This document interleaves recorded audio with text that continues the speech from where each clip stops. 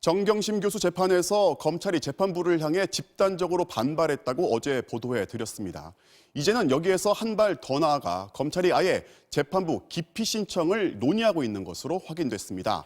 표창장 위조 이 하나의 사건을 두고 두 개의 재판을 진행하고 재판부를 향해선 전례 없이 반발하는 검찰의 속내는 대체 어떤 건지 박정욱 기자가 분석해봤습니다.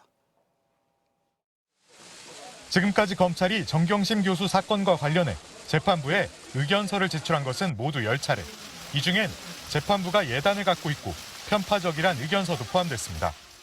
재판부는 어제 재판을 시작하면서 중립성에 대한 지적이 나온 것 자체가 중요하다며 이를 되돌아보겠다고 밝혔지만 재판에 출석한 검사 9명은 이후에도 전대미문의 편파 진행이라며 집단적으로 강하게 반발했습니다.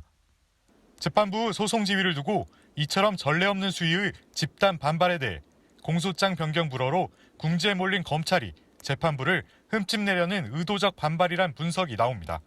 판사와 검사가 일단 싸웠다라고 하면 왜 싸웠는지를 들여다보는 게 아니라 그 싸움 자체가 문제라고 생각해가고 결국에는 이 재판 문제 있는 것 아니야라는 이런 생각을 갖게 되잖아요. 그렇죠. 그런 의도가 또 깔린 것은 아닌가라는. 실제 검찰은 어제 재판 직후 편파 진행을 지적하는 의견서를 또 제출했고 재판부 기피 신청까지 논의하고 있는 것으로 확인됐습니다. 검찰이 인사청문회 당일 진행한 첫 기소를 취소하지 않은 채 추가 기소한 사건이 기존 재판부에 병합되면서 시기와 장소, 위조 방법과 목적까지 다른 두 개의 공소장이 함께 심판대에 오른 상황.